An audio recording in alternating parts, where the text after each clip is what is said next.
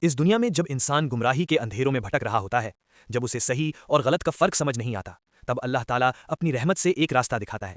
وہی راستہ اسلام۔ اسلام صرف ایک مذہب نہیں بلکہ زندگی جینے کا پورا نظام ہے۔ اسلام کا مطلب ہے اللہ کے آگے اپنی مرضی کو جھکا دینا، اور جو اللہ کے حکم کے آگے جھک جائے وہی مسلم ہوتا ہے۔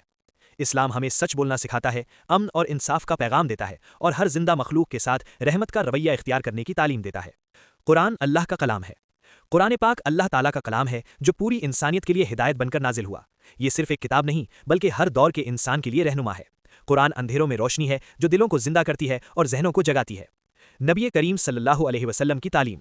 اللہ نے اپنا پیغام پہنچانے کے لیے حضرت محمد صلی اللہ علیہ وسلم کو چنا۔ آپ صلی اللہ علیہ وسلم کی زندگی پوری انسانیت کے لیے مثال ہے۔ آپ صلی اللہ علیہ وسلم نے دشمنوں کو بھی معاف کیا، یتیموں کے سر پر ہاتھ رکھا اور کمزوروں کے لیے ڈھال بن گئے۔ آپ صلی اللہ علیہ وسلم کا اخلاق قرآن کا زندہ نمونہ تھا۔ اسلام اور امن۔